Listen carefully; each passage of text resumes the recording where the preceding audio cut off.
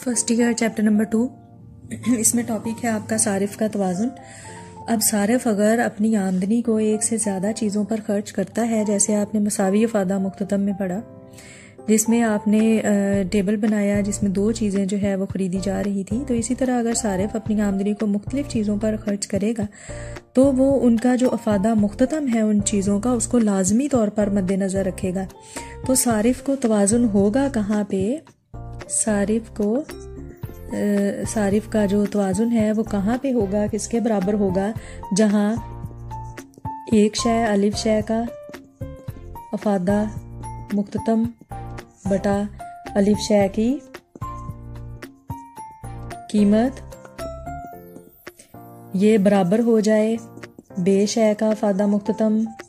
यहाँ जगह कम है इसलिए मैं नीचे लिख रही हूँ, आप पेपर पे लिखेंगे तो इसको साथ साथ लिखना है, दरमियान में इक्वल का निशान लगा के साथ साथ, जैसे ये है इसके साथ अगला है फिर अगला है, इस तरह बे शय का अफ़ादा मुख्ततम बटा बे शय की कीमत, यानी जितनी भी चीज़ें आप ख़रीद रहे हैं उन सब को आपने मेंशन करना है। अलिफ बे इसलिए लिखा है क्योंकि चीज़ें यहाँ पे मेंशन नहीं की जा रही, इनकी जगह अगर आप लिख लें, अगर सारफ गंदम खरीदता है तो गंदम का अफ़ादा मुख्ततम बटा गंदम की कीमत, साथ घी खरीद रहा है तो घी का अफ़ादा मुख्ततम घी की कीमत। तो जब ये सारे अफ़ादा मुख्ततम उनकी कीमतों की निस्बतें आपस में बराबर हो जाएंगी, वहाँ पर सारफ को तवाज़ुन होगा। और आप इसको इंग्लिश में कैसे लिखते हैं कि एक जो कंज्यूमर इक्विलिब्रियम कहाँ पे होगा? जहाँ पे मार्जिनल यूटिलिटी ए शय की और price of A is equal to marginal utility of B by price of B. जितनी भी चीज़ें हैं मार्जिनल यूटिलिटी, आप एंड वाली चीज़ को एन लिख देते हैं, N by price of N. जितनी भी चीज़ें खरीद रहे हैं उन सब की मार्जिनल यूटिलिटीज़ और प्राइस की जो निस्बत है वो आपस में बराबर हो जाए। तो सारफ के तवाज़ुन की अगर आप तशरीह देखें तो वो कैसे करेंगे? फ़र्ज़ कर लें कि सारफ के पास जो कुल रकम है जनाब वो है 20 रुपये है। 20 रुपये है सारिफ के पास। अब एक्स शय जो भी खरीदता है उसकी कीमत जो है वो फ़र्ज़ कर लेते हैं 4 रुपये है। वाई दूसरी चीज़ है, वाई की कीमत कितनी है? वाई की कीमत है 3 रुपये। ये फ़र्ज़ करनी है कि 20 रुपये है, उसने दो चीज़ें खरीदनी है, एक्स और वाई। एक्स की कीमत 4 रुपये है, वाई की कीमत 3 रुपये है। ठीक है, एक्स और वाई दोनों अशिया की खरीद करदा इकाइयों का जो मुख्ततम अफ़ादा है उसको शो करने के लिए आपको एक टेबल जो है वो दिया जाता है। इकाइयाँ आप फ़र्ज़ कर लें कितनी है?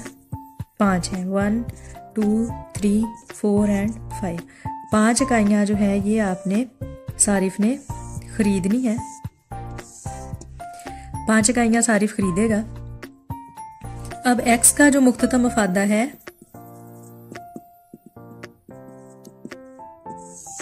एक्स का मुख्ततम अफ़ादा कितना है? फर्ज़ कर लें 34 है, 32 है, 30 है, 28 एंड 26 है। और वाई का मुख्ततम अफ़ादा कितना है?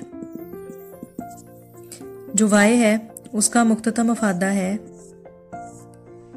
30, 28, 26, 24 एंड 22। अब आपने देखना ये है कि सारिफ जो है वो इस तरह से खर्च करे अपने पैसों को, अपनी आमदनी को, अपने 20 रुपये इस तरह से पूरे करे कि आखिरी जो भी चीज़ें वो दोनों खरीद रहा है उनके आखिरी जो मुख्ततम अफ़ादा है और कीमतों की जो निस्बत है वो आपस में दोनों की बराबर आ जाए।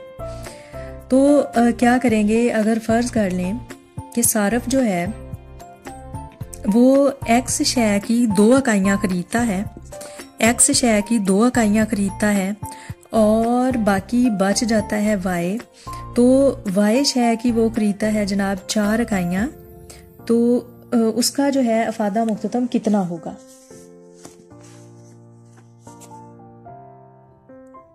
जी हाँ, अगर सारिफ जो है वो एक्स शय की 2 इकाइयाँ खरीदता है तो एक्स की आपको पता है प्राइस कितनी है? 4 है। तो 4 ज़रब 2 करेंगे तो 8 रुपये ख़त्म हो गए, बाकी कितने पैसे रह गए?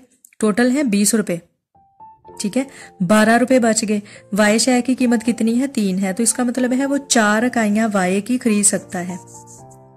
क्योंकि उसके पास 12 रुपए बच गए हैं और y की कीमत है 3 रुपए।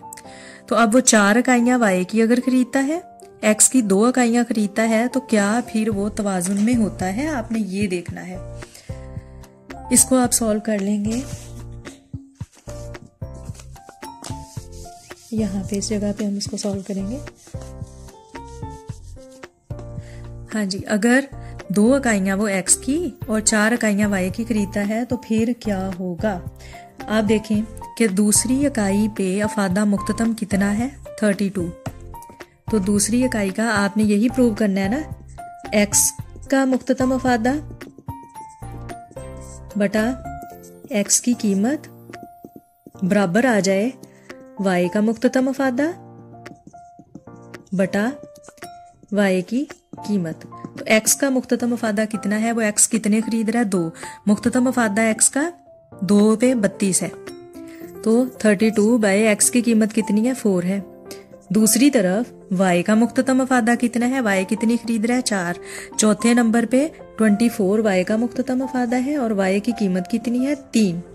तो अब क्या आंसर इसका बराबर आता है?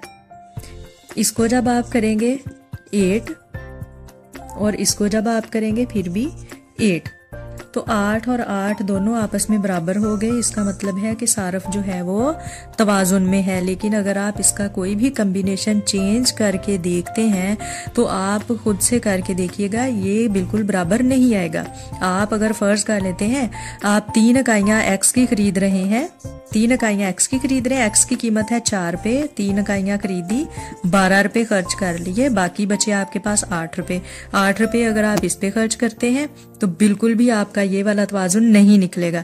अगर आप फर्ज कर लेते हैं आप एक इकाई जो है y की खरीदते हैं, यानी कि आपने 4 रुपए खर्च कर दिए हैं x पे, बाकी आपके पास 16 रुपए बच गए। तो वो 16 रुपए अगर आप y पे जो है वो खर्च करते हैं, एक इकाई आपने इसकी खरीदी है, y की कीमत जो है वो 3 रुपए है, 16 रुपए के अगर आप y की इकाइयां खरीदते हैं फिर भी आपका ये तवाजुन नहीं होगा। तो आप कहेंगे जी आप सारिफ जो है वो अदम तवाजुन में है। यहाँ पे सारिफ जो है वो तवाजुन में है। तवाजुन में किस लिए है? क्योंकि ये चीज जो है आपस में इक्वल आ गई है, बराबर आ गई है।